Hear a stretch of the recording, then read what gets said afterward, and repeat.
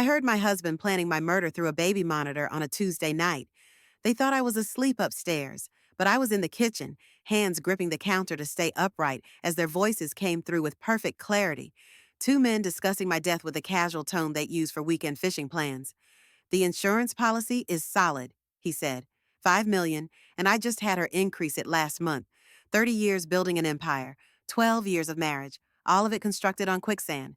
By morning, I was gone. No confrontation, no tears, just the calculated disappearance of a woman they believed too trusting to survive. They never understood the fundamental truth about predators and prey. Sometimes the hunted becomes the hunter. And after a lifetime of building something from nothing, I wasn't about to let them destroy me without consequences. They wanted me dead. Fine. But what they created in my place would become their worst nightmare. Elizabeth Donovan stood at the podium, her hands steady despite the flutter of anxiety in her chest. The grand ballroom of the Ritz-Carlton Boston sparkled with crystal chandeliers and the jewelry of Boston's elite. 400 of New England's most influential real estate developers, investors, and city officials watched her with expectant eyes. At 58, Liz had done this 1,000 times before pitched projects, wooed investors, commanded rooms full of men who underestimated her. But tonight was different. Tonight was the culmination of 2 years of meticulous planning, environmental studies, and community outreach. The Cape Cod Sanctuary, she said, her voice clear and confident as she gestured to the architectural renderings projected on the massive screen behind her. A $30 million sustainable luxury resort that honors the natural beauty of the Massachusetts coastline while providing unparalleled comfort. She advanced to the next slide, showcasing the sprawling property's eco-friendly design. We've incorporated cutting-edge sustainable technology, from geothermal heating to solar glass. Every material has been selected for minimal environmental impact without sacrificing luxury. From the corner of her eye, Liz saw Richard, her husband of 12 years, shift in his seat at the front table. At 62, Richard Hargrove still cut an impressive figure in his tailored suit, silver hair framing a face that had graced Boston Magazine's most influential list for the past decade. As one of the city's top real estate attorneys, he had been instrumental in navigating the complex zoning regulations for many of her previous projects. Their marriage had been a partnership in every sense, personally and professionally, or so she had believed. The financial projections show a complete return on investment within 5 years, Liz continued, with an estimated annual profit of, if I may. Richard's voice cut through hers as he rose from his seat, straightening his tie. I think our esteemed guests deserve a bit more context. Liz froze, microphone in hand. This wasn't planned. Richard had reviewed her presentation yesterday and given his approval. What was he doing? Richard smiled as he approached the podium, the smile that had charmed judges and juries across Massachusetts. He placed a hand on her shoulder, a gesture that appeared affectionate to the crowd, but felt possessive, controlling. My brilliant wife has always had a gift for vision, he said, his voice carrying that practiced warmth that had once made her feel safe. But I think we need to acknowledge that the Cape Cod Sanctuary, while impressive on paper, represents a somewhat outdated approach to luxury development. The room grew quiet. Liz felt a cold sensation spread through her chest. The financial projections Elizabeth just mentioned are based on pre-pandemic models that don't adequately account for the shift in tourism patterns we're seeing in 2023. He turned to Liz with a smile that didn't reach his eyes. Darling, I know you've worked incredibly hard on this, but perhaps it's time to consider a strategic partnership with more contemporary vision. Liz stood perfectly still, years of boardroom battles having taught her never to show weakness, but inside, something was crumbling. Richard had just publicly undermined her largest project in years, suggested to a room full of potential investors that she was out of touch, obsolete. In fact, Richard continued smoothly, I've taken the liberty of exploring alternative approaches with Senator Wilson and the Harbor Development Committee that might better serve the property's potential. Senator James Wilson, seated at a prominent table near the front, raised his whiskey glass in acknowledgement. The distinguished politician had been a fixture in Massachusetts politics for decades, his silver hair and patrician features a regular sight on the evening news. Perhaps, Richard said, his hand tightening almost imperceptibly on her shoulder. It's time to consider that after such a distinguished career, you might benefit from stepping back a bit. Let the next generation take the reins while you enjoy the fruits of your considerable labor. The words hung in the air. Had her husband just publicly suggested she was too old, too tired that she should retire, Liz took a deep breath, summoning the composure that had carried her through 3 decades in a cutthroat industry. Thank you for your perspective, Richard. However, the Cape Cod sanctuary projections were updated just last month, incorporating post pandemic tourism data. She smiled at the crowd, refusing to let her voice waver. I've never been one to rest on my laurels, and I don't intend to start now. There was a ripple of uncertain laughter. She could see it in their eyes, doubt, newly planted. Senator Wilson was already engaged in a hushed conversation with two major investors she'd been courting for months. Liz finished her presentation with practiced grace, but the damage was done. As the evening progressed into cocktails and networking, she noticed investors who had been enthusiastic last week now kept their distance. Richard, meanwhile, was surrounded by a group that included Senator Wilson and Edward, Richard's older brother, who hovered at the edges of the conversation with the anxious energy that had characterized him since his construction company began struggling after the 2008 financial crisis.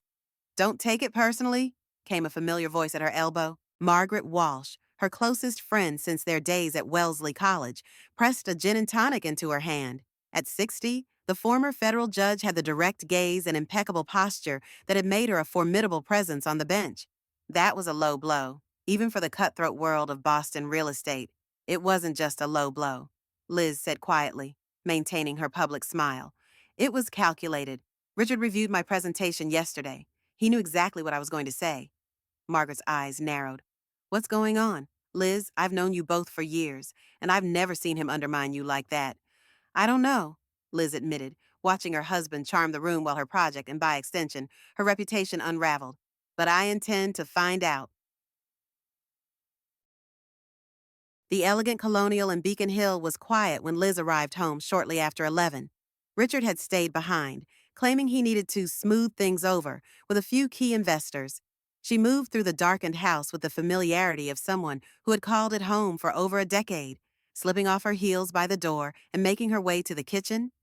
Her mind replayed the evening like a bad movie, trying to make sense of Richard's betrayal. It wasn't just the embarrassment, it was the deliberate sabotage of a project she'd spent 2 years developing. The Cape Cod Sanctuary wasn't just another development, it represented her vision for what sustainable luxury could be, a legacy project she'd been working toward her entire career. In the kitchen, Liz poured herself a glass of water, leaning against the marble countertop.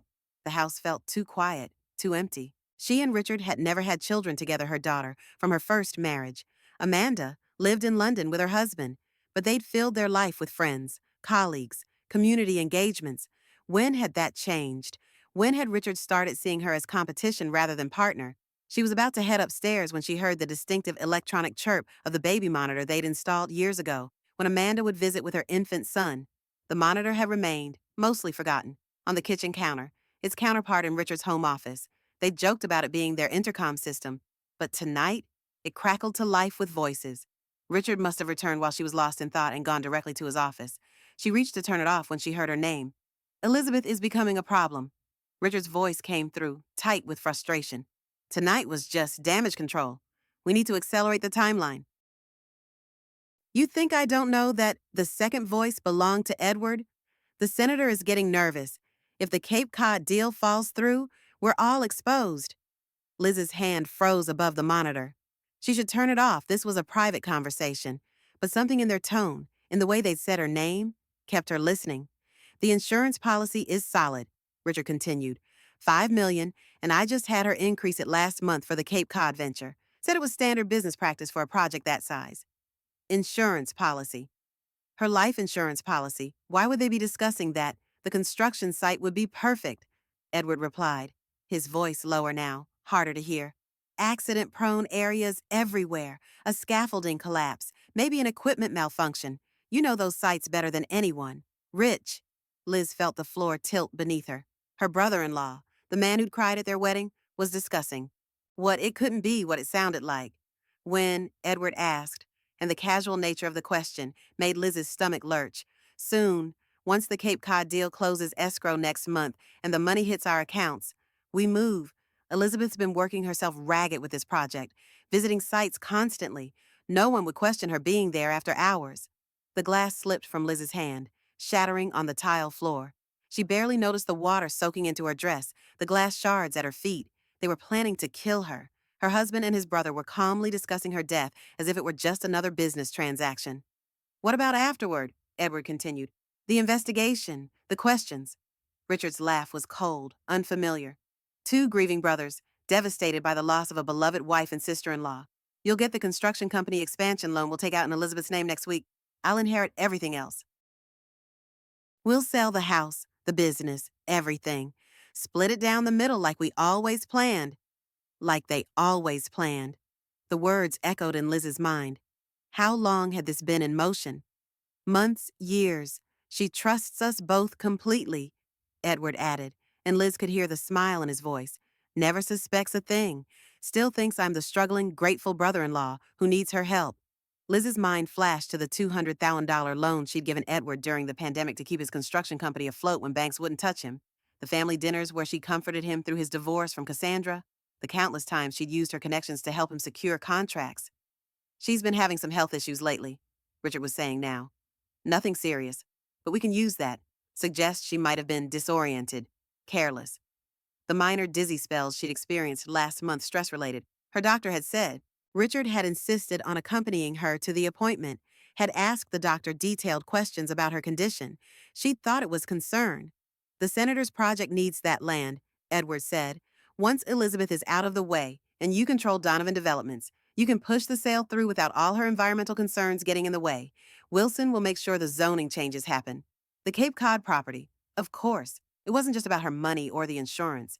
It was about her land, the pristine coastal property she'd refused to overdevelop, despite pressure from investors like Senator Wilson, who wanted to build a private marina that would devastate the local ecosystem. A car door slammed outside, jolting Liz back to the present. Richard was home. In seconds, he would walk through the door and find her standing in the kitchen, surrounded by broken glass, having heard everything. With a clarity that cut through her shock, Liz understood three things simultaneously. Her husband wanted her dead. She had very little time, and if she showed any sign of knowing their plans, she might not survive the night. Quickly, she gathered the largest pieces of glass, tossing them into the trash, then grabbed a dish towel to soak up the water. By the time the key turned in the front door, she was wiping up the last of the spill, a plausible domestic scene. Liz, Richard called from the entryway. I thought you'd be asleep by now. She straightened, forcing a tired smile as he appeared in the kitchen doorway. Just cleaning up a little accident. Dropped my water glass. Richard's eyes, the same blue eyes she'd gazed into on their wedding day, scanned the scene. Did he look relieved? Had he worried she'd heard them? Don't cut yourself, he said, moving to help her. Here, let me get that. I've got it, she said, perhaps too quickly. She softened her tone. You must be exhausted after tonight. Why don't you go up? I'll be there in a minute. He studied her face, and Liz summoned every ounce of acting ability she possessed. You're not still upset about the presentation, are you? I was only trying to help. Of course I'm upset. Richard, you blindsided me in front of everyone who matters in Boston real estate. He reached for her, and it took everything she had not to flinch as his hands settled on her shoulders. I'm sorry it came across that way. I was trying to protect you. Some of those investors have been making noise about wanting a more contemporary approach. I thought if it came from me, it would soften the blow. The lies came so smoothly, so convincingly. How many times had he lied to her like this? And she'd believed every word. We'll talk about it tomorrow, she said, exhaustion in her voice that wasn't entirely feigned. I just want to sleep now. Richard nodded, pressing a kiss to her forehead that made her skin crawl. Don't stay up too late. You need your rest. Yes, she thought as he headed upstairs. I certainly do. The next 6 hours were the most focused of Elizabeth Donovan's life. Once she heard Richard's gentle snoring from their bedroom, she moved with quiet efficiency, barefoot to minimize noise. First, his office. The door wasn't locked. Why would it be he trusted her implicitly, just as she had trusted him? The file on Robert Mitchell was exactly where she glimpsed it months ago, tucked in the back of his filing cabinet. Robert had been a building inspector and an old friend of her first husband, Michael. 3 years ago, he died in what was ruled an accidental fall at a construction site, one of Edward's construction sites. At the time, she sent flowers to the funeral, donated to the scholarship fund for his children. Now, she scanned the documents with growing horror. Internal emails, accident reports, insurance investigations, all pointing to a cover-up. Robert hadn't fallen accidentally. He discovered critical safety violations at Edward's sites, particularly in the public school renovations he'd been contracted to complete. violations that could have resulted in criminal charges, the loss of his license, possible manslaughter charges if the structures had failed with children inside. There were notes in Richard's handwriting about the Mitchell problem and how to contain the situation. Dates, times, references to payments to someone named Victor for cleanup. They killed before, and they would kill again. Moving to Richard's computer, Liz found it password protected. But after 12 years of marriage, she knew his patterns. 3 tries later, she was in Mitchell Win 2023, a reference to the recent case he'd won and the current year. Classic Richard, using his professional triumphs as passwords. The emails confirmed everything. Richard and Edward had been working with Senator Wilson on a private development plan for the Cape Cod property, not the eco-friendly resort she'd designed, but a marina and luxury condos that would devastate the protected wetlands. The senator had promised to handle the environmental regulations once the property was under different management. Her management. After her unfortunate accident, Liz downloaded key files to a USB drive, then carefully returned the computer to exactly the state she'd found it. Next, she moved to their shared home office, accessing their joint financial accounts. The transactions told a damning story, small withdrawals, just under the threshold that would trigger automatic notifications to her, totaling over $300,000 in the past year. Money siphoned from their joint accounts to a shell company she'd never heard of, Hargrove Maritime Holdings. She logged into her own private accounts, the ones Richard didn't control, established under her maiden name, Elizabeth Sullivan, the account she'd maintained since her first marriage, the just-in-case fund that had seemed paranoid but now felt prescient. Nearly $500,000 untouched for years, gathering interest, money that Richard didn't know existed. By 3 a.m., Liz had packed a small suitcase with essentials clothes, toiletries, the jewelry her first husband had given her that held both sentimental and monetary value. She gathered important documents, her birth certificate, passport, the deed to the Portland property Richard didn't know about, the USB drive with evidence. Everything fit into one suitcase and a shoulder bag. A lifetime distilled to what she could carry. She was checking the contents of her purse when she heard a floorboard creak upstairs. Freezing. She listened as footsteps moved across the bedroom, then started down the stairs. Richard was awake. In an instant, Liz shoved the suitcase into the coat closet and grabbed a stack of files from her desk, settling into the office chair just as Richard appeared in the doorway. Liz, his voice was rough with sleep. It's almost 4 a.m. What are you doing? She looked up, forcing a smile. Couldn't sleep after tonight. Thought I'd get some work done on the Cape Cod projections, update them with the current data since you seemed concerned. He studied her face, and for a terrifying moment, she thought he could see right through her. Then his expression softened. Always the workaholic. This is exactly what I was talking about, darling. You push yourself too hard. You're probably right, she conceded, standing and stretching as if tired. I should try to get some sleep. Come to bed, he said, holding out his hand. The same hand that had typed emails planning her death. She took it, hating herself for the instinctive response, and followed him upstairs. As she lay beside him in the dark, listening to his breathing slow into sleep, Liz made her final decision. By morning, Elizabeth Donovan would vanish, leaving behind only questions and a mystery that would become their worst nightmare. The rain was falling in sheets when Liz pulled her car into the long-term parking lot at Logan International Airport at 6 a.m. She'd left a note on the kitchen counter. Early meeting in New York. Back tomorrow. Love, Elle. Buying herself 24 hours before Richard would realize something was wrong. She wouldn't be taking a flight. Instead, she walked to the airport's car rental facility and used her Elizabeth Sullivan ID and credit card to rent a modest sedan. 40 minutes later, she was heading north on I-95 wipers fighting against the downpour, her mind racing faster than the car. The coastal property in Portland, Maine, had been an impulse purchase 5 years ago, a small, weathered cottage overlooking Casco Bay. It had needed significant renovation. She'd bought it under her maiden name, telling herself it was a potential investment property. But the truth was, it had been her secret retreat, a place where she could be alone with her thoughts, reconnect with the person she'd been before becoming Mrs. Richard Hargrove. Now, it would be her sanctuary in a more literal sense. The 3-hour drive gave her time to process the seismic shift in her reality. 12 years of marriage, dissolved in a single overheard conversation. A husband who had seemed devoted, revealed as a calculating murderer. A brother-in-law who saw her as nothing more than an obstacle to be removed. A respected senator involved in environmental crimes and possibly murder. Her entire life had been built on quicksand. By the time she pulled up to the weathered blue cottage, the rain had stopped. leaving behind a glistening landscape and the rhythmic sound of waves against the rocky shore. The house was exactly as she'd left it 2 months ago: simple, comfortable, isolated, perfect. Inside, Liz moved methodically, checking that the utilities were functioning, that the security system was operational, the pantry was stocked with non perishables, and the freezer held enough to last at least a week. She'd need to be careful about venturing out. Portland was a small city, and while she wasn't well known here, she couldn't risk being recognized. Sitting at the kitchen table with her laptop, she created a new email account under a different name and sent a message to the one person she knew she could trust implicitly. Margaret, I need to see you urgently. Something has happened. Please come alone to the address below. Tell no one where you're going. I'll explain everything when you arrive. Margaret had been her closest friend for 40 years. They'd seen each other through divorces: Margaret's, widowhood, Liz's first marriage, career triumphs, and setbacks. If anyone would believe her seemingly incredible story, it would be Margaret.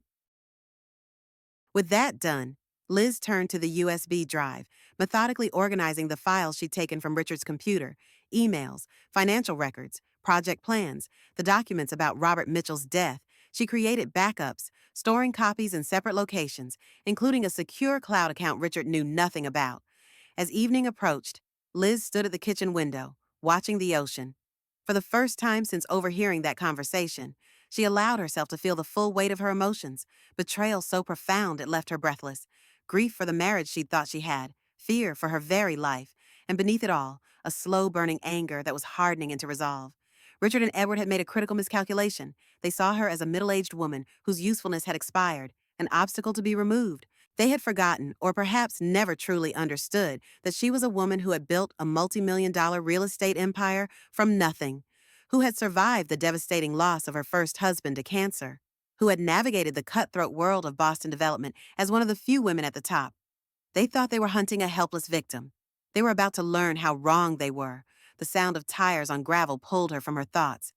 Through the window, she saw Margaret's silver Audi pulling up, right on time. Liz took a deep breath, straightening her shoulders. It was time to begin building her counteroffensive. Jesus Christ. Liz. Margaret's face was ashen as she set down the glass of wine she'd barely touched. Are you absolutely certain about this? It's monstrous. They sat in the cottage's small living room, the USB drive's contents displayed on Liz's laptop between them. For the past 2 hours, Liz had walked her friend through everything: the overheard conversation, the files on Robert Mitchell, the financial transactions, the environmental conspiracy with Senator Wilson.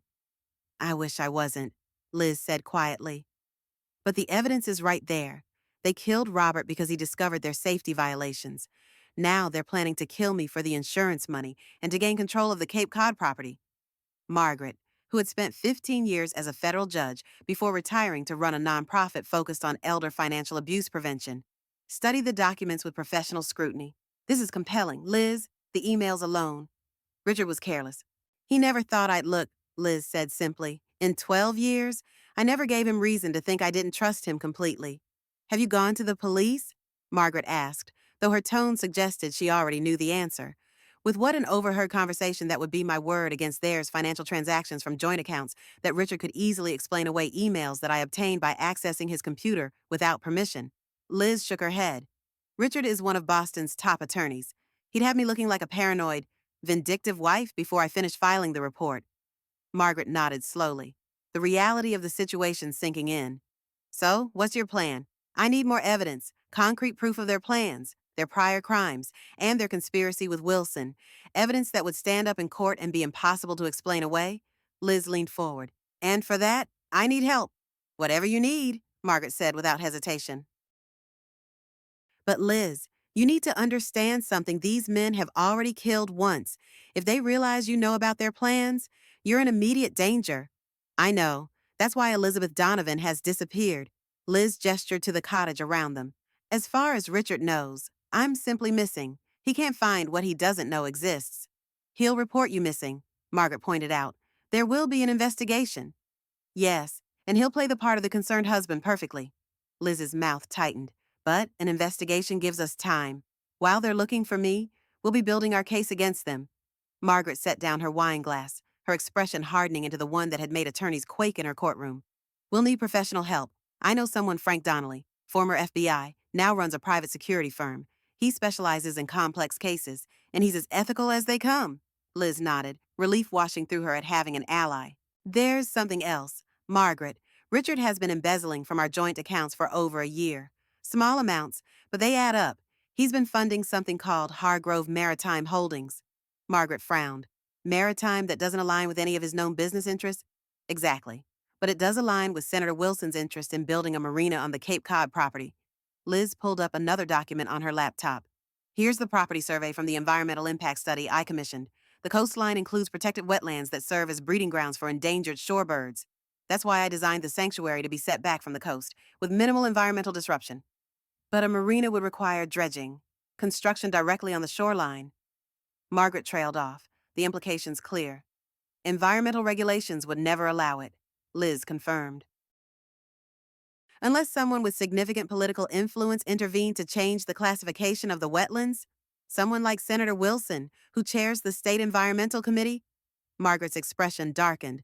This goes beyond murder for insurance money. Liz, this is political corruption and environmental crime, which makes it even more dangerous for us, Liz said quietly, but also gives us more avenues to investigate. Margaret checked her watch. I'll contact Frank tonight. In the meantime, you stay here and keep a low profile. I'll bring you supplies tomorrow so you don't have to risk going into town. As Margaret prepared to leave, she pulled Liz into a fierce hug. We're going to figure this out, she promised. Richard and Edward picked the wrong woman to underestimate. After Margaret left, Liz secured the cottage, checking locks and setting the alarm system. The isolation that had once been this place's charm now felt like necessary protection. As she prepared for bed, her phone buzzed with a news alert. Prominent Boston developer, missing police investigating. The accompanying photo showed Richard at a hastily arranged press conference, his face the perfect mask of concern and distress. Beside him stood Edward, the supportive brother-in-law helping coordinate search efforts. So it had begun. Richard had reported her missing sooner than she'd expected. He hadn't even waited for the 24-hour mark suggested by police for missing adults. He was accelerating the timeline, perhaps worried she'd somehow discovered their plans. Liz studied the image, noting the details invisible to anyone who didn't know what to look for. The way Richard's hand gripped the podium with controlled tension rather than distress. The slight satisfied tilt to Edward's mouth despite his solemn expression. They thought they were so clever. They thought they were in control. But they had made one catastrophic error. They had left her alive to fight back. The next 3 days passed in a blur of focused activity. Frank Donnelly, Margaret's recommended investigator, proved to be everything she'd promised: professional, thorough, and discreet. At 67, the former FBI agent moved with the deliberate efficiency of someone who had seen it all and wasted no time on dramatics. Your husband hired a private investigator yesterday, Frank informed her during their second meeting at the cottage.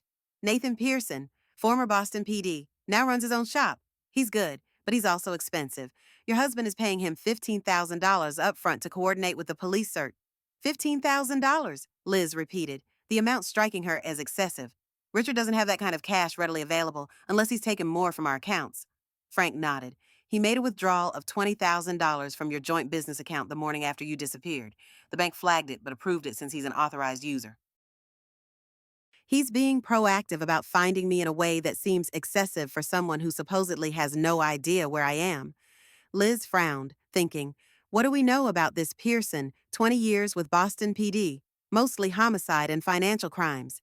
Left the force 5 years ago to start his own investigation firm. Has a reputation for being thorough and ethical, which makes his association with your husband interesting. Frank's weathered face creased in thought.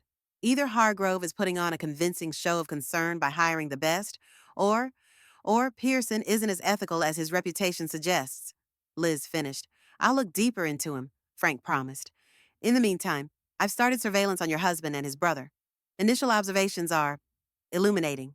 He laid several photographs on the kitchen table. They showed Richard and Edward meeting at a construction site after hours, Richard in conversation with Senator Wilson outside a private club, Edward handing an envelope to a man Frank identified as Victor Castillo, a city building inspector. They're moving quickly, Frank noted. 3 meetings in 2 days, all after normal business hours, all with individuals connected to either construction oversight or the Cape Cod property. Liz studied the photos, a chill running through her. They're accelerating their plans because I'm missing. They can't execute their accident if they can't find me. Which gives us an advantage, Frank said. While they're scrambling, we can build our case methodically. That afternoon, while Frank continued his surveillance in Boston, Liz received another visitor. Cassandra Hargrove, Edward's ex-wife, arrived at the cottage with Margaret. At 59, Cassandra remained strikingly beautiful, her silver-streaked dark hair framing an angular face that showed the strain of recent years, but none of the defeat Edward had described in his bitter post-divorce comments. "I always knew Edward was a bastard," Cassandra said after Liz had explained the situation. "But murder, that's a level of depravity I didn't think even he could reach." "You believe me?" Liz asked, surprised by the immediate acceptance. Cassandra's laugh held no humor. "Elizabeth, I was married to Edward for 22 years. I know exactly what he's capable of. Why do you think I fought so hard in the divorce? It wasn't about money. It was about protecting myself." "What do you mean?" Cassandra glanced at Margaret, who nodded encouragingly. 2 years before our divorce, I discovered financial irregularities in Edward's business accounts. Construction materials purchased but never used, safety inspections marked as completed but never performed, kickbacks from subcontractors for using substandard materials. "Did you confront him?" Liz asked. "I did more than that. I documented everything, created backups, consulted an attorney secretly." Cassandra's eyes hardened with the memory. "When I finally confronted him, he became dangerous, not physically violent, but threatening in ways that were more frightening than a raised fist. He told me no one would believe me, that he would destroy my reputation, that I would lose everything if I went public." "So you filed for divorce instead," Margaret said softly. Cassandra nodded. "I used the evidence as leverage to secure a fair settlement, then walked away. I thought that was the end of it." She turned to Liz. "Until 6 months ago, when Robert Mitchell's widow contacted me." Liz felt her breath catch. "Amanda Mitchell reached out to you. She had questions about Edward's construction practices, said she'd been reviewing her husband's notes after his death and found references to safety concerns at several of Edward's sites, particularly the elementary school renovations. She believed Robert's death wasn't an accident." "It wasn't," Liz confirmed grimly. "I have evidence suggesting Richard and Edward were involved in covering up what really happened to Robert." Cassandra's elegant hands tightened around her coffee mug. "I've been helping Amanda quietly gather evidence for months. We suspected corruption, fraud, maybe negligent homicide, but deliberate murder." She shook her head. "Elizabeth, these men are more dangerous than either of us realized." The three women spent the next several hours comparing notes, building a more complete picture of the conspiracy. Cassandra's financial background as an investment banker provided crucial insights into the money trail Liz had begun to uncover. Hargrove Maritime Holdings is registered in Delaware, but the beneficial ownership is obscured through several layers of LLCs, Cassandra explained, examining the financial documents Liz had brought. "However, there's a pattern to the transfers that suggests a specific purpose. These aren't just embezzlement, they're investments in something specific." "The marina," Liz suggested. "Possibly, but I think it's more than that." Cassandra pointed to a series of transactions. "These amounts and the timing suggest permits, environmental studies, specialized engineering consultations. They're not just planning a marina, they're actively developing it despite not owning the land yet." "That level of confidence suggests they know something we don't," Margaret observed. "Or they believe their plan to acquire the property is foolproof, because they never anticipated I would disappear before they could arrange my accident," Liz said, the reality of her situation hitting her anew. They thought they were in complete control. As evening approached, the three women had developed the outline of a plan. Cassandra would use her financial expertise and connections to trace the money trail more thoroughly. Margaret would leverage her legal knowledge and contacts to build a case that would stand up in court. Frank would continue surveillance, gathering real-time evidence of Richard and Edward's activities. And Liz would coordinate it all from her hidden sanctuary, the spider at the center of a web designed to ensnare those who had planned her death. After Margaret and Cassandra left, Liz stood at the cottage window, watching the ocean as darkness fell. For the first time since fleeing Boston, she felt something beyond fear and betrayal. She felt purpose, determination, and a cold, clear anger that focused her mind like nothing she'd experienced before. Richard had taught her something valuable after all the art of patient, methodical planning. Now she would use that lesson against him. Her phone buzzed with a message from Frank. "Urgent development. Pearson asking questions about Portland. Call immediately." Liz's heart raced as she dialed Frank's number. Had they found her already? "Elizabeth?" Frank's voice was tense. "Pearson's been making inquiries about properties you might own under your maiden name. He's good better than I anticipated.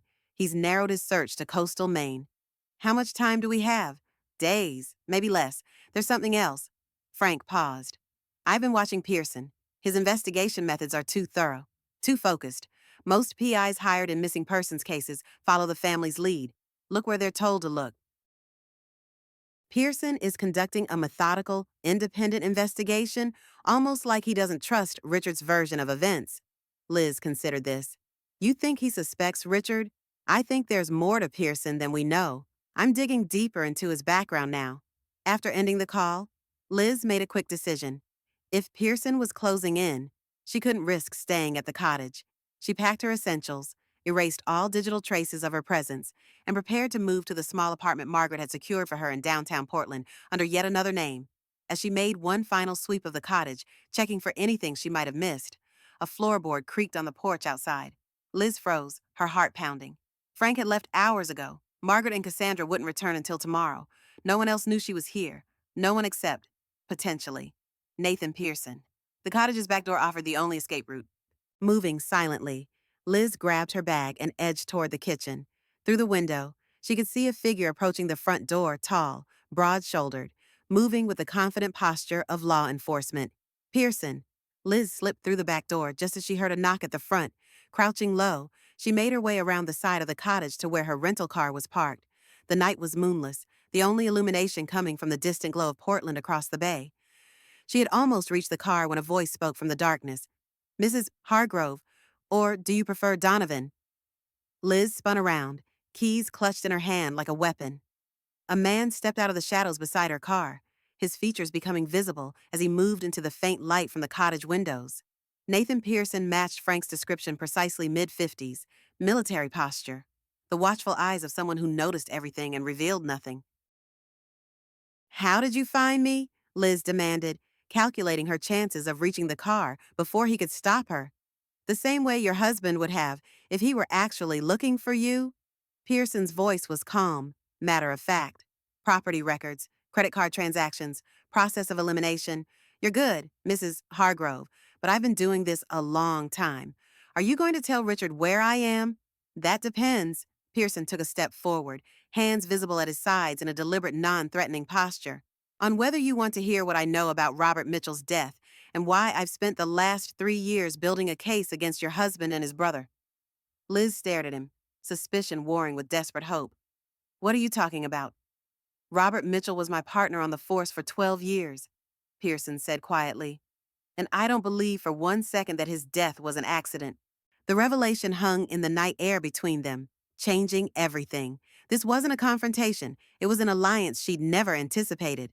I think, Liz said slowly, you'd better come inside, Detective Pearson. We have a lot to discuss. I knew something was wrong the moment Richard Hargrove hired me. Pearson sat at the cottage's kitchen table, the files he'd brought spread before them. His concern seemed rehearsed, too perfect, and he was specific about where he wanted me to look everywhere except where you actually were. Liz studied the man across from her, searching for any sign of deception. Why did you take the job if you suspected him? Because it gave me access. Pearson tapped one of the files. For 3 years, I've been building a case against Richard and Edward in my spare time, trying to prove they were responsible for Rob's death, but I could never get close enough to gather definitive evidence. Then suddenly, Richard Hargrove is inviting me into his home, sharing his wife's schedule, her habits, her financial records. You were using him to build your case, Liz realized, just as he was using me to create the appearance of a concerned husband searching for his missing wife. Pearson's mouth tightened. What he doesn't know is that I've been documenting every inconsistency, every slip, every suspicious instruction he's given me. Like telling you not to look in Portland? Pearson nodded. He specifically directed me away from Maine, said you had no connections here. That's when I knew that's exactly where I should look. Liz processed this information, trying to reconcile the detective's story with what she knew. How do I know I can trust you? This could be an elaborate ploy to gain my confidence. You don't, he acknowledged. But consider this: if I wanted to report your location to Richard, I wouldn't be sitting here explaining myself. I'd have made a phone call the moment I confirmed you were in this cottage. It was a fair point. Still, years of business negotiations had taught Liz to verify before trusting. Show me what you have on Robert's death. For the next hour, Pearson walked her through his investigation. The photos of the construction site where Robert had died, showing evidence of tampering with the scaffolding, witness statements that had been altered in the official report, financial records showing a large payment from Edward's company to the medical examiner who had ruled the death accidental. Most damning was a partial audio recording Robert had made on his phone the day before his death, a conversation with Edward about critical safety violations at the elementary school renovation. "They're cutting corners on structural supports," Robert's voice said clearly on the recording. "That ceiling won't hold in an earthquake or even a heavy snow. There are kids in that building. Edward, I can't sign off on this." Edward's response was chilling. "You'll sign whatever I tell you to sign. Rob, remember who paid for your wife's medical treatment last year. Remember who owns the mortgage on your house." "This is blackmail," Robert replied, "and it's putting children at risk." "I won't do it." The recording ended there. The next day, Robert Mitchell was dead.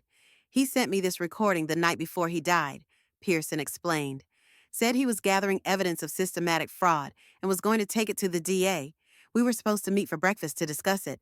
His voice roughened with emotion. "By the time I got to the diner, I had already received the call about his accident." Liz sat back, the full weight of the evidence settling over her. "They killed him because he wouldn't cooperate with their fraud, and they were planning to kill me for my property and insurance money." She looked at Pearson. "How deep does this go?" "Deeper than I initially thought. The construction fraud was just the beginning."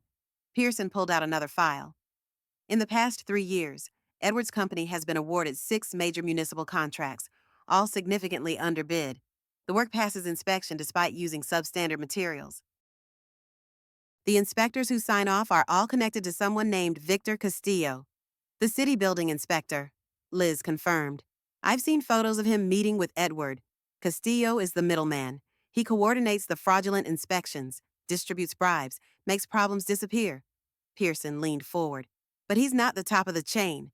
That would be Senator James Wilson." "Wilson," Liz breathed. "He's been pushing for the marina development on my Cape Cod property. A development that would be extremely profitable, especially if environmental regulations were circumvented." Pearson nodded. "Wilson chairs the State Environmental Committee. He has the influence to reclassify protected wetlands, fast-track permits, override local objections." The scope of the conspiracy was staggering, from construction fraud to environmental crimes, from blackmail to murder. And at the center of it all, Richard and Edward, using her business reputation and connections to facilitate their crimes. "What's your plan, Detective Pearson?" Liz asked finally. "Nathan," he corrected. "And my plan is to build a case strong enough that not even Richard Hargrove's legal connections can dismantle it. A case that puts all of them away for a very long time." He studied her face. "But I think you've been developing a plan of your own?" Liz smiled thinly. "I have, and I think it just got considerably stronger with your help." As dawn broke over the Atlantic, Elizabeth Donovan and Nathan Pearson began integrating their separate investigations into a comprehensive strategy. For the first time since overhearing that fateful conversation in her kitchen, Liz felt the balance of power shifting decisively in her favor. Richard and Edward had planned meticulously for years, building their criminal enterprise while plotting her death. But they had never anticipated that their perfect victim would not only escape, but would return with allies and evidence that would destroy them completely. The hunters were about to become the hunted. The headline in the Boston Globe was prominently displayed on Senator Wilson's desk: "Search for missing developer, enter second week husband offers, $100,000 reward." The accompanying photo showed Richard looking appropriately haggard, dark circles under his eyes, his normally immaculate appearance showing strategic signs of distress. "He's playing his role perfectly," Wilson remarked, sliding the newspaper across his mahogany desk toward Edward. "The grieving husband, desperate for answers. The public is completely sympathetic. That doesn't change the fact that she's still missing," Edward snapped, his normally controlled demeanor showing cracks after days of escalating pressure. "We can't move forward with any of our plans until we resolve the Elizabeth situation." Senator Wilson leaned back in his leather chair. The Boston skyline spread out behind him through the floor-to-ceiling windows of his private office. At 68, James Wilson had navigated the treacherous waters of Massachusetts politics for 4 decades, building a reputation as a pragmatic moderate while quietly amassing a fortune through strategic investments and connections. "Perhaps it's time to consider that Elizabeth may have discovered something," the senator suggested, his patrician features revealing nothing of his thoughts.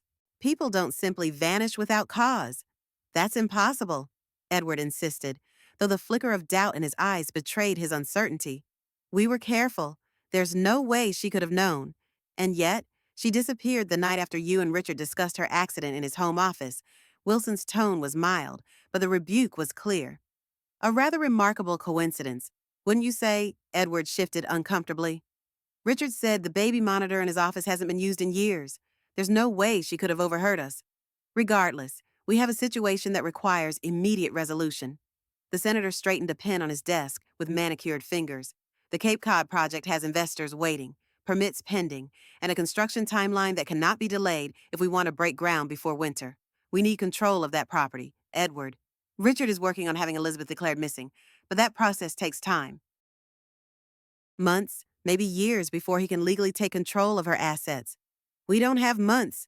Wilson's voice remained calm, but ice had crept into his tone. I've staked considerable political capital on this project.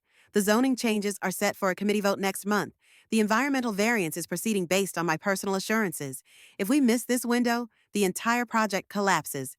What do you suggest? Edward asked, tension evident in the set of his shoulders. Two parallel approaches, Wilson said, rising from his desk to gaze out at the city below. First, accelerate the search for Elizabeth. Your brother's private investigator, what's his name? Pearson. Nathan Pearson. Yes, I want daily reports on his progress. If he's not producing results, replace him? Wilson turned, fixing Edward with a hard stare. Second, we prepare contingencies for transferring control of the property without Elizabeth's involvement. Your brother is a lawyer. Surely he can find a legal mechanism. Richard is working on it, Edward assured him. But these things are complicated. Make them uncomplicated, Wilson interrupted sharply. I didn't invest millions in this project to have it derailed by domestic drama. Find Elizabeth, or find a way around her. Those are your only options. The implicit threat hung in the air between them. Edward had witnessed firsthand what happened to those who failed the senator. There's one more thing, Wilson added, returning to his desk and retrieving a file. The environmental inspection for the elementary school renovation. There are questions being raised about the structural integrity. Edward's face paled. What kind of questions? The kind that reference Robert Mitchell's concerns before his unfortunate accident. Wilson's eyes were cold. The kind that could lead to criminal investigations if not properly managed. That's impossible, Edward whispered.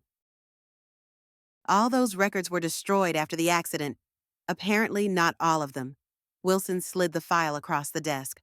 Someone has been asking questions. Edward, someone with access to information they shouldn't have.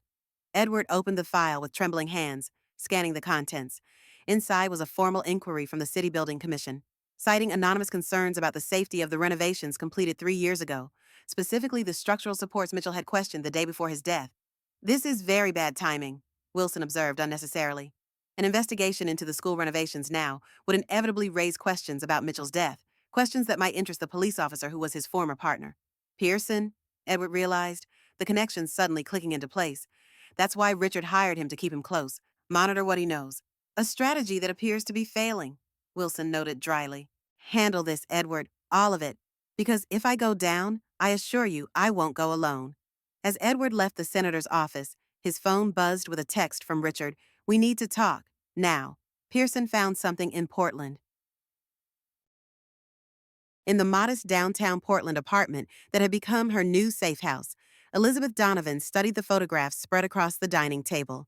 Frank Donnelly had been thorough in his surveillance, capturing images of Richard and Edward at various meetings across Boston over the past week. They're getting desperate, Nathan Pearson observed, pointing to a series of photos showing Richard in animated conversation with Victor Castillo outside a parking garage. Meeting in public like this, not even trying to be discreet. That's a man under pressure. And pressure leads to mistakes, Margaret added from her position by the window, where she'd been keeping watch on the street below. The former judge had taken to their cloak and dagger operations with surprising enthusiasm, bringing her analytical mind and attention to detail to each strategy session. Liz nodded, studying a particularly telling image of Edward leaving Senator Wilson's office, his normally confident posture replaced by the hunched shoulders of a man receiving bad news. Frank's report mentioned Richard making large cash withdrawals. Any idea what those are for? Not yet, Nathan admitted. But in my experience, sudden cash transactions usually mean either bribes or preparations to run. He won't run, Liz said with certainty. Richard's ego wouldn't allow it. He's spent decades building his reputation in Boston. He'd rather fight than flee. Cassandra Hargrove, who had been working on her laptop at the other end of the table, looked up with a frown. You may be right about Richard, but Edward's another story. He's liquidated 2 investment accounts in the past 3 days. Nearly $300,000 converted to cash. That's flight money, Nathan confirmed grimly. Or payment for something specific, Liz countered, her mind racing through possibilities. The timeline's accelerating. Wilson wants the Cape Cod property, but with me missing, Richard can't legally transfer it. They need another solution. Or they need to find you, Margaret said quietly. Richard has increased the reward for information to $100,000. That's going to attract attention, reliable or not. The past week had transformed their loose alliance into something resembling a war room operation. Frank continued surveillance in Boston, sending daily reports and photographs. Cassandra used her financial expertise to trace the increasingly erratic money movements between Richard, Edward, and their shell companies. Margaret provided legal guidance and maintained their secure communication system. And Nathan, while ostensibly working for Richard, was actually documenting every inconsistency and suspicious instruction his client gave him. Liz herself had become the strategist, coordinating their efforts and analyzing the patterns that emerged. The skills that had made her a successful developer, attention to detail, strategic thinking, the ability to see the big picture while managing countless small components now served a different purpose. We need to know what they're planning next, she decided, focusing on the immediate threat. Nathan, what did you tell Richard about Portland? Exactly what we discussed, that I'd traced a credit card transaction under your maiden name to a car rental agency at Portland International. But the trail went cold after that. Nathan's mouth quirked slightly.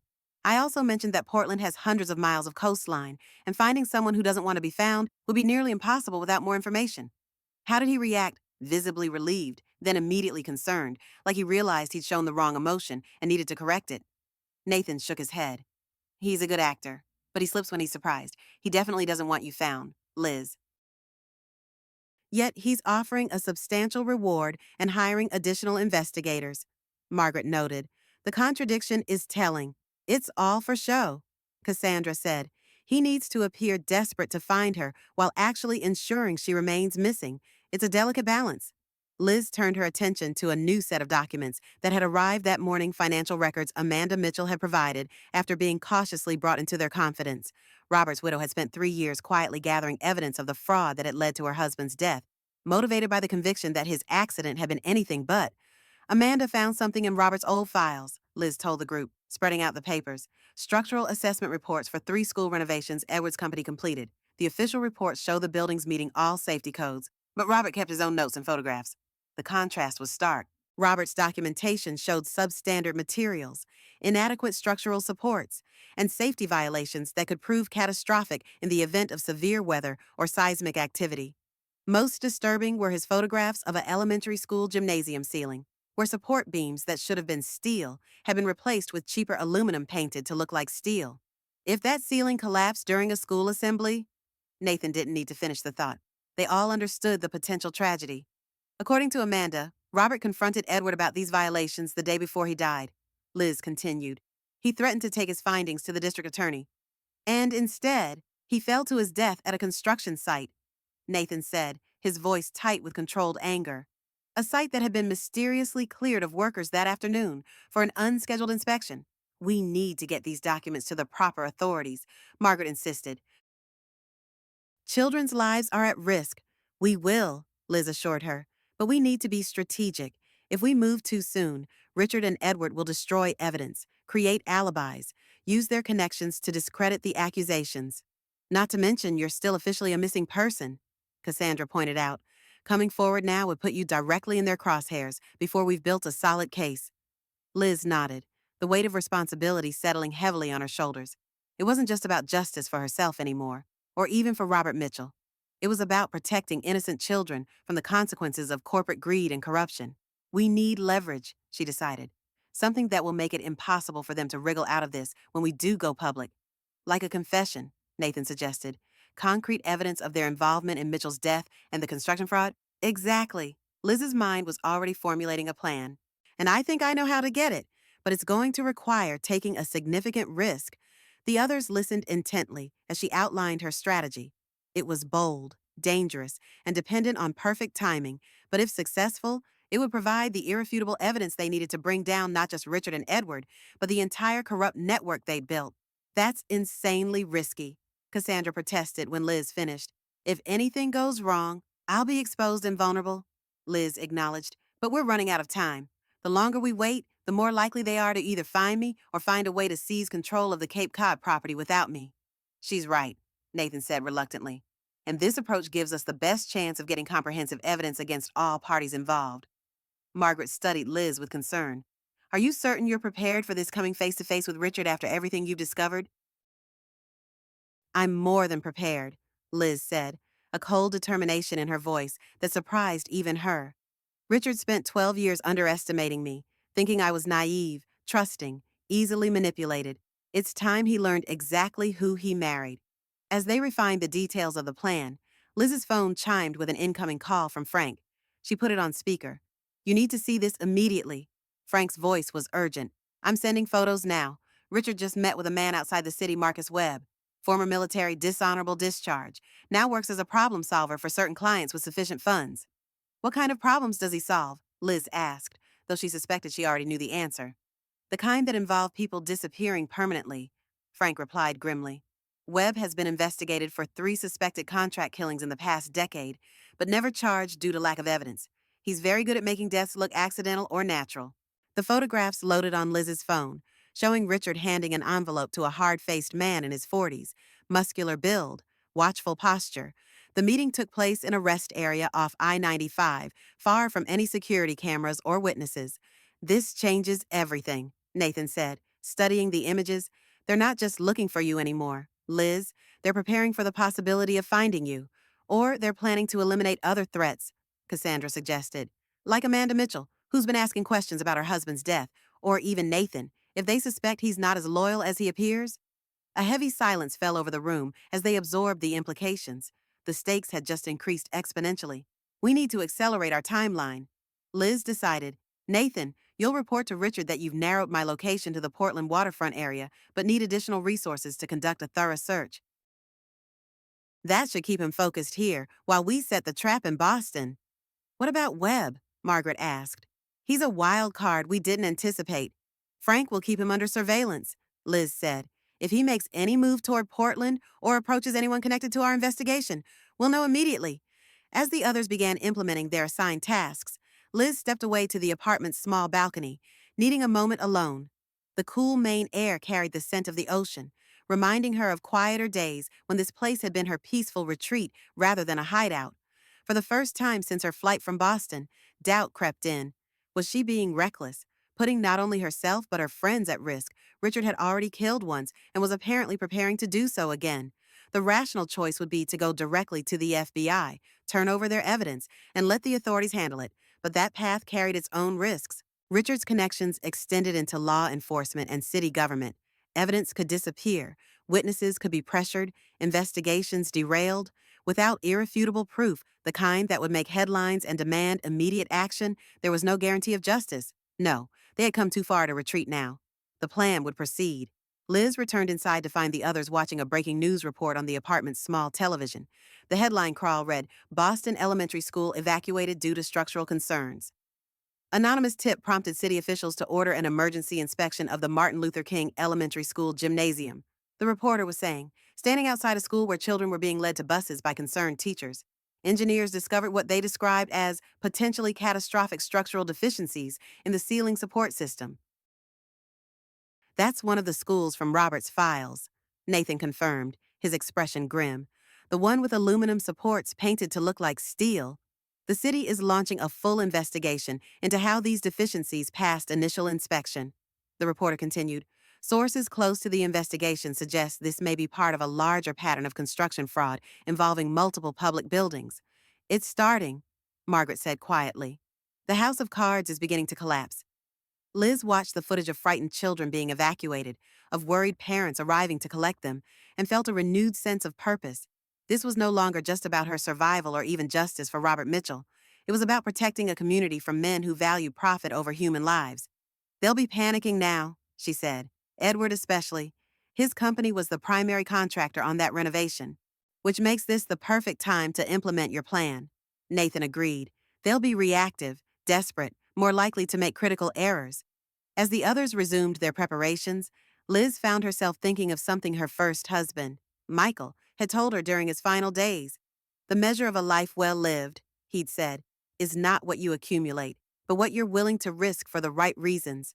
She was about to risk everything, and for the first time in weeks, she felt absolutely certain it was for the right reasons.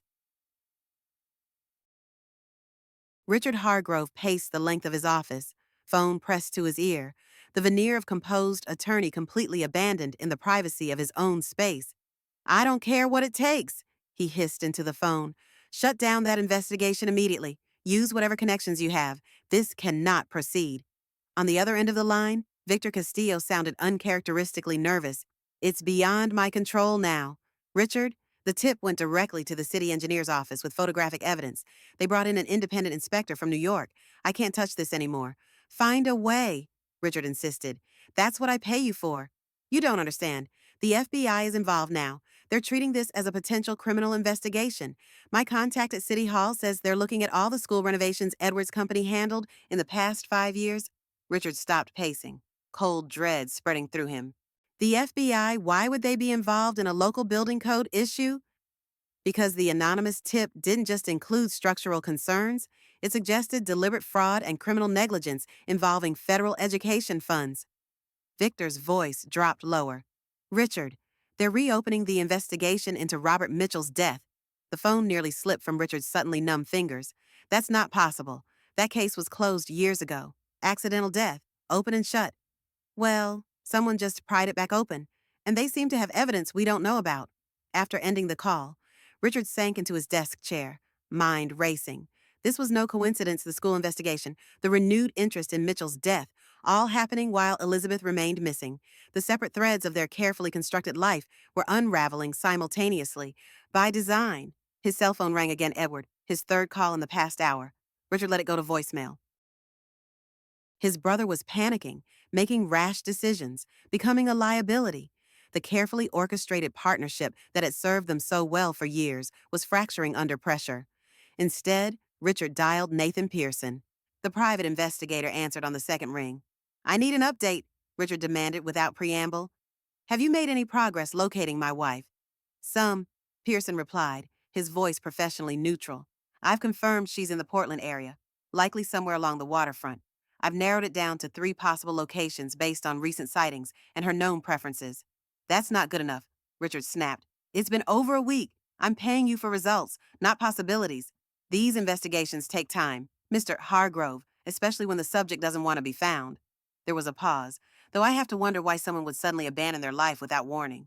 Usually suggests they felt threatened in some way. Richard tensed at the subtle shift in Pearson's tone. Was that suspicion, or just a detective's natural skepticism? My wife has been under tremendous stress with her Cape Cod project, Richard replied, carefully modulating his voice to reflect concern rather than defensiveness.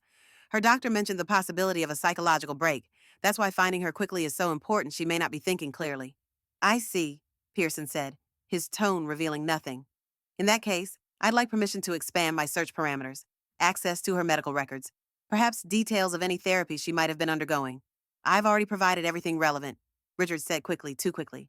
Focus on Portland. Find her. I've increased the reward to $100,000 for information leading to her safe return. That should help motivate potential witnesses.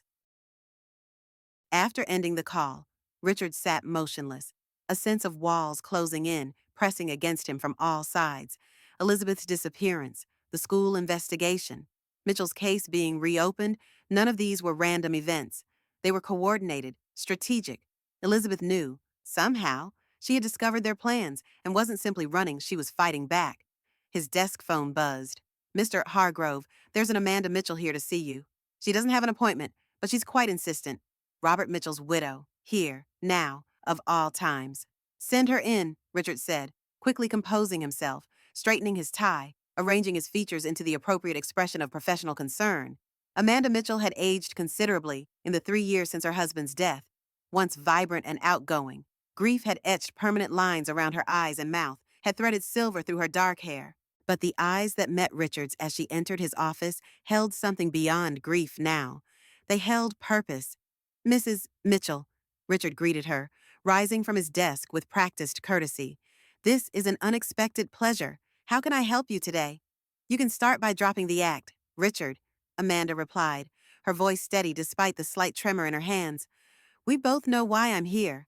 I'm afraid I don't—" "Robert's notes," she interrupted. "The ones he made about Edward's construction fraud. The ones that got him killed."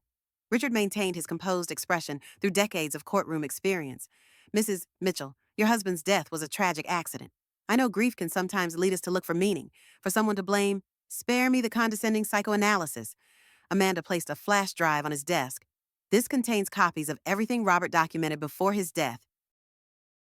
The structural violations, the falsified inspection reports, the communications with Edward threatening to expose it all." Richard didn't touch the drive, maintaining eye contact with Amanda. "What exactly are you suggesting?" "I'm not suggesting anything. I'm stating facts. Your brother's company deliberately used substandard materials in public school renovations, putting children at risk to increase profits. My husband discovered this and was prepared to report it. The day after he confronted Edward, he died in a suspicious accident at one of Edward's construction sites." Amanda leaned forward slightly. "And now, 3 years later, the FBI is reopening the investigation based on new evidence." "I fail to see what this has to do with me," Richard said carefully. "Edward's company, don't insult my intelligence," Amanda cut in.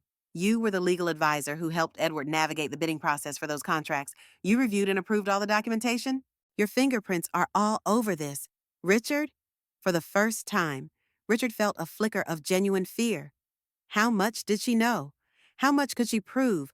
"What do you want, Mrs. Mitchell?" he asked, abandoning the pretense of confusion. "Justice," she said simply. "For Robert, for the children who could have been killed by your brother's negligence, for everyone who trusted you both and was betrayed." She stood. "The FBI will be contacting you soon for a formal interview. I suggest you consider very carefully how much you're willing to sacrifice to protect Edward, or Senator Wilson, for that matter." As she turned to leave, Richard found his voice. "You've been in contact with Elizabeth, haven't you?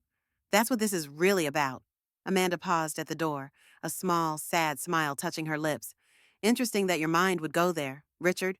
I wonder why that is." Without waiting for a response, she left, closing the door quietly behind her. Richard sat motionless for several minutes, the implications of Amanda Mitchell's visit sinking in. The coordinated nature of these events was now undeniable. Elizabeth, Amanda, possibly even Pearson, they were working together, systematically dismantling the careful edifice he and Edward had constructed over years. His phone buzzed with a text from Edward. "Wilson wants to meet tonight, the usual place, 8 p.m., says it's urgent." Richard closed his eyes briefly, gathering his composure. The alliance with Senator Wilson had always been their ace in the hole, their protection against exactly this kind of scrutiny. If Wilson was abandoning them now? No, he wouldn't think that way. There were still moves to be made, contingencies to activate. Elizabeth might have outmaneuvered them temporarily, but she had no idea who she was really dealing with or how far he was willing to go to protect what he built. Richard picked up his phone and dialed Marcus Webb's number. It was time to eliminate variables. The waterfront warehouse in South Boston had once been a fishery processing plant before being abandoned during the industry's decline in the 1990s. Now it served more discreet purposes, a meeting place far from surveillance cameras and curious eyes, accessible only by a single road that made it easy to detect approaching vehicles. Senator Wilson arrived precisely at 8 p.m., his silver Lexus driven by a private security guard who remained with the vehicle while Wilson entered the building alone. Inside, the cavernous space was dimly lit, the air heavy with the lingering scent of fish and salt despite years of disuse. Richard and Edward waited near the center of the room, tension evident in their stiff postures and the careful distance they maintained from each other. The brothers had been arguing when Wilson arrived, their voices echoing off the concrete walls before falling silent at the sound of the senator's footsteps. "Gentlemen," Wilson greeted them, his tone suggesting this was a routine business meeting rather than a clandestine gathering of conspirators in crisis. "Shall we dispense with pleasantries and address the situation directly? The FBI is investigating the school renovations," Edward blurted, his usual composure shattered by the day's developments. "They're reopening Mitchell's case. It's falling apart. James?" Wilson's expression remained impassive. "I'm aware. My sources at the Bureau confirmed it this afternoon. They're treating it as a potential RICO case connecting the construction fraud to political corruption and possibly murder." "This is Elizabeth's doing," Richard said, his voice tight with controlled fury. "She must have discovered our plan somehow, gathered evidence before she disappeared." "Your marital difficulties are of no interest to me," Wilson replied coldly. What concerns me is that a project representing significant investment and political capital is now in jeopardy because you two couldn't manage a simple domestic situation. We'll find her, Richard insisted. I've hired specialists who are closing in on her location. Specialists? Wilson raised an eyebrow. Like Marcus Webb, a man with his reputation is hardly a discreet choice. Richard, you might as well have taken out a billboard announcing your intentions. Richard paled slightly. How did you? I've survived 4 decades in politics by knowing everything that happens in this city. Wilson interrupted, including who meets with known contract killers at highway rest stops. He turned to Edward. And you? Liquidating investment accounts, making large cash withdrawals, purchasing a plane ticket to Bermuda in your assistant's name.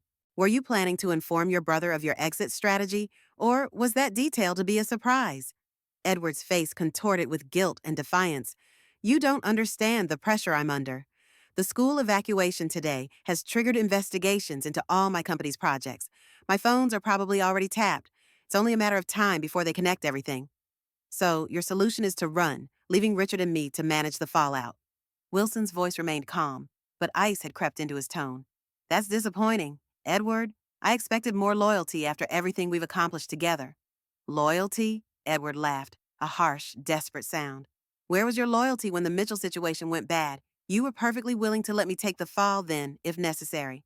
Because you handled it sloppily, Wilson replied, just as you're handling this situation now. But that's beside the point. We need solutions, not recriminations. He turned to Richard. The Cape Cod property remains our primary objective. Without it, the entire marina development collapses, along with the considerable investments we've all made. I'm working on having Elizabeth declared missing, Richard said. My lawyers say we can petition for temporary control of her assets within a month if there's still no sign of her. A month is too long. Wilson dismissed the suggestion with a wave of his hand. The zoning committee votes in 2 weeks. We need control of that property now. There might be another way, Richard said slowly. Elizabeth's daughter, Amanda, she has power of attorney in the event of her mother's incapacitation. If we could convince her that Elizabeth is suffering a psychological break, have her declared temporarily incompetent.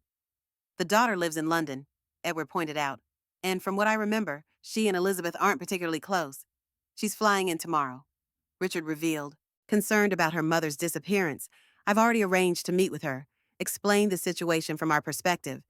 Wilson nodded approvingly. That has potential.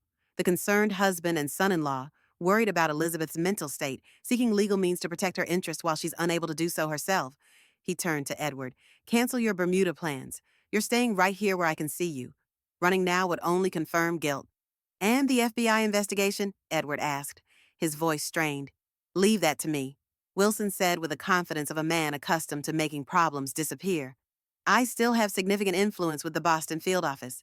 The investigation can be redirected, focused on lower-level players like Castillo.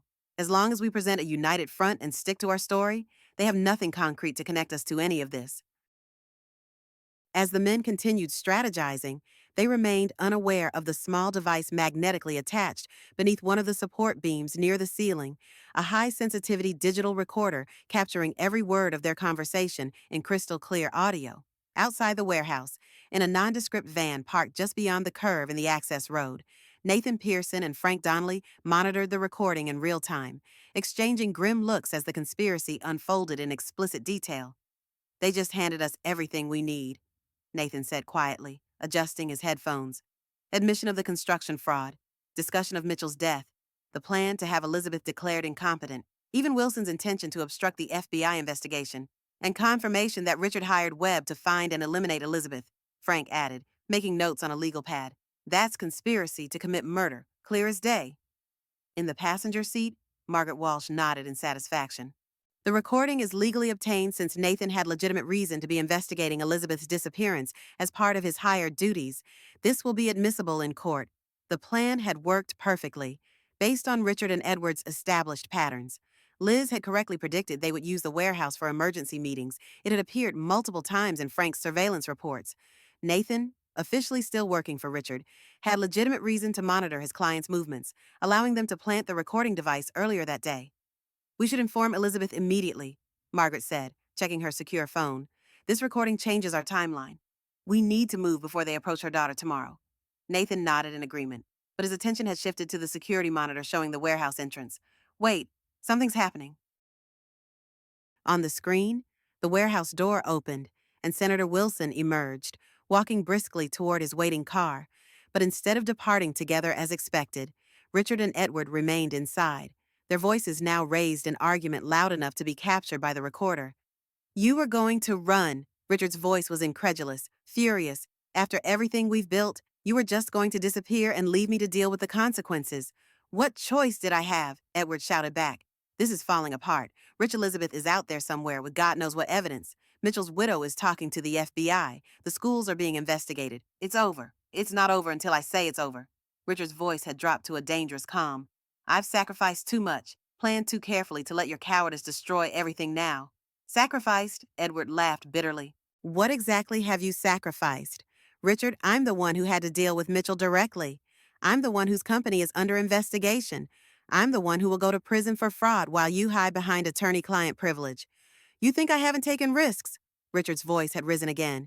Who handled the medical examiner after Mitchell's accident? Who created the legal framework that kept our operations insulated? Who came up with a plan to solve our Elizabeth problem permanently? A plan that failed spectacularly. Edward shot back. She's gone, Richard, and she's clearly not the naive, trusting fool you thought she was. She's fighting back, and she's winning. In the van, Nathan, Frank, and Margaret listened in stunned silence as the brothers' argument escalated, revealing details of their conspiracy that even their careful investigation hadn't uncovered. The recorder captured it all: dates, amounts, specific criminal acts, mutual recriminations that amounted to explicit confessions. This is better than we could have hoped for, Frank said quietly. They're turning on each other. The argument inside suddenly went silent. Then Edward's voice, now trembling. What are you doing? Richard, put that away. I'm solving problems, Edward, like I always do. Richard's voice was eerily calm. You've become a liability. Wilson sees it. I see it. I think even you see it. Richard, for God's sake, we're brothers. The distinctive sound of a gunshot echoed through the warehouse, followed by a heavy thud. Jesus Christ, Nathan exclaimed, already reaching for his service weapon. He just shot Edward. Call for backup. Frank ordered Margaret as he and Nathan exited the van, weapons drawn. Multiple units, FBI if possible. Tell them shots fired. Potential homicide in progress. As they approached the warehouse cautiously, another shot rang out, followed by silence. Inside, they found a scene of carnage. Edward lay near the center of the room, a bullet wound in his chest, his eyes fixed and lifeless. Richard was slumped against a concrete pillar several feet away, a handgun on the floor beside him, blood spreading across his expensive suit from a wound in his abdomen. He's still alive, Nathan announced, checking Richard's pulse while Frank secured the weapon. Get an ambulance here now. Richard's eyes fluttered open, focusing with difficulty on Nathan's face. Pearson, he whispered, blood bubbling at the corner of his mouth. You were working with her all along, weren't you? Save your strength, Nathan advised, applying pressure to the wound. Help is coming.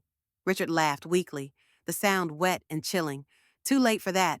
Always one step behind her. Should have known better. His breathing became more labored. Tell Elizabeth. She wins, always. Smarter than I gave her credit for. As sirens wailed in the distance, Richard Hargrove closed his eyes for the final time, the architect of his own destruction. The headlines dominated every newspaper and news broadcast across New England. Prominent Boston attorney dead in murder-suicide. FBI investigating links to construction, fraud, and corruption. Senator Wilson resigns amid corruption allegations. Federal indictment expected. Missing developer, Elizabeth Donovan found alive. I fled for my life, says whistleblower. In a secure conference room at the FBI's Boston field office, Elizabeth Donovan sat beside Margaret Walsh, reviewing her formal statement with federal prosecutors. The past 48 hours had been a whirlwind of revelations, official statements, and legal proceedings that had shaken Boston's political and business establishment to its core. The recording from the warehouse is conclusive. Assistant U.S., Attorney Jensen informed them, closing the file before him. Combined with the evidence you gathered and the documents provided by Amanda Mitchell, we have an airtight case against Senator Wilson and the remaining conspirators. And Richard's death has been officially ruled a suicide, Liz asked, still struggling to process the violent end to the man she'd been married to for 12 years. Jensen nodded. After shooting his brother, he turned the gun on himself. The medical examiner's report confirms it, as does your recording of the incident. The reality of what had happened still felt surreal. Their plan had been to gather evidence of the conspiracy, not to witness its violent implosion. Richard's final act, murdering his brother before taking his own life, had been a shocking development none of them had anticipated. "What about the school renovations?" Margaret asked. "Has there been a complete safety assessment?" "Ongoing," Jensen confirmed. Initial findings confirm everything Robert Mitchell documented. 3 schools have been closed pending comprehensive structural repairs. It's fortunate we caught this before a tragedy occurred. After concluding the meeting with the prosecutors, Liz and Margaret joined Nathan, Frank, and Cassandra in a private room the FBI had provided. Amanda Donovan, Liz's daughter, was also present, having flown in from London immediately upon learning her mother was alive and safe. "The media circus is intensifying," Frank reported, looking up from his phone. "They're camped outside the building, waiting for a statement." "We've prepared one," Margaret assured him, patting her briefcase, carefully worded to provide the necessary facts while protecting Elizabeth's privacy and ensuring nothing compromises the ongoing investigation. Liz nodded absently, her attention focused on the window overlooking Boston Harbor. The city spread before her looked the same as it always had, yet everything had changed. Richard was dead. Edward was dead. Senator Wilson was under federal investigation. The carefully constructed life she'd known had been obliterated, revealing the rot that had existed beneath its polished surface. "Mom." Amanda moved to stand beside her, placing a gentle hand on her arm. At 32, she had Liz's determination and her father's quiet strength. "Are you okay?" "I'm not sure okay is the right word," Liz admitted. "But I'm alive, which is more than Richard had planned for me." "I still can't believe it," Amanda said quietly, "that he could live with you for 12 years, planning something so monstrous. People can compartmentalize remarkably well," Cassandra observed from across the room. Edward was capable of genuine emotion, even kindness, while simultaneously participating in fraud that endangered children's lives. The human capacity for self-justification is nearly limitless. "What happens now?" Amanda asked, addressing the question to the room at large. It was Nathan who answered. "The FBI investigation continues. There are still defendants to prosecute, particularly Senator Wilson and the city officials involved in the construction fraud. Elizabeth's testimony will be crucial in those cases." "And after that," Amanda pressed, "will you go back to your life in Boston, your company?" It was the question Liz had been asking herself since emerging from hiding.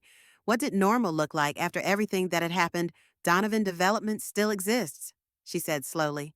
"The projects, the employees, the responsibilities, they didn't disappear just because Richard tried to steal them."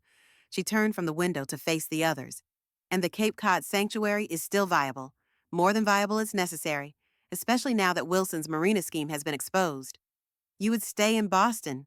Margaret asked, surprised.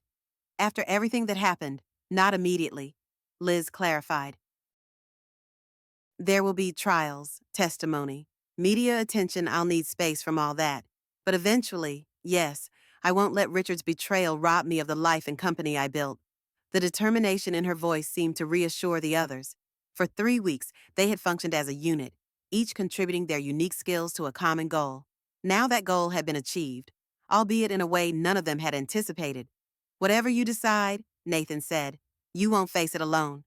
The former detective had become something more than an ally during their shared ordeal, a friend, perhaps something more in time. "None of us will." Looking around at the faces of those who had helped her survive and fight back, Margaret with her legal acumen, Cassandra with her financial expertise, Frank with his investigative skills, Nathan with his unwavering support, and Amanda with her steadfast love. Liz felt something she hadn't expected to feel again so soon: hope. Richard had seen her as an obstacle, a means to an end, a problem to be eliminated. In doing so, he had revealed not her weakness, but her strength. The woman who had fled Boston in the night, terrified and betrayed, had returned stronger, wiser, and surrounded by people who valued her for exactly who she was. "There's a quote I've been thinking about," Liz said, addressing the group. "Something my first husband told me before he died. The measure of a life well lived is not what you accumulate, but what you're willing to risk for the right reasons." She smiled slightly. "I think we all risked a great deal these past weeks, and I believe it was for the right reasons." As they prepared to face the waiting press, Liz felt a sense of closure beginning to form. Richard and Edward had underestimated her, seeing only what they wanted to see: a trusting wife, a successful businesswoman whose assets could be appropriated, a problem to be solved. Instead, They had created their own most dangerous adversary. The woman they had tried to destroy had not only survived, but had brought their entire corrupt enterprise crashing down around them. In the end, Elizabeth Donovan hadn't just reclaimed her stolen life, she had transformed it into something stronger, more authentic, and ultimately more valuable than before. And that, perhaps, was the truest victory of all. 3 years have passed since I stood in that FBI office, watching the empire Richard built crumble into dust. The headlines have faded, the trials concluded, the schools rebuilt with proper materials that will keep children safe for generations. I've returned to the life I created, but I am not the same woman who fled into the night clutching evidence and fear. That woman died the moment she heard her husband casually discuss her murder over a baby monitor. What emerged was someone harder, wiser, and paradoxically more capable of genuine connection. The Cape Cod Sanctuary opened last spring, not just a luxury resort, but a testament to second chances. From my office window, I can see the protected wetlands Richard and Wilson would have destroyed, now teeming with the shorebirds they considered expendable. Sometimes I still wake in darkness, heart racing, hearing Richard's voice planning my demise. On those nights, I remind myself of what Margaret told me during our darkest hour. Surviving isn't just about escaping death, it's about choosing how to live afterward. Perhaps that's the hardest lesson, that trust, once shattered, can be rebuilt, but never in the same pattern. The cracks remain, catching light at unexpected angles, revealing both weakness and unexpected beauty in what was broken.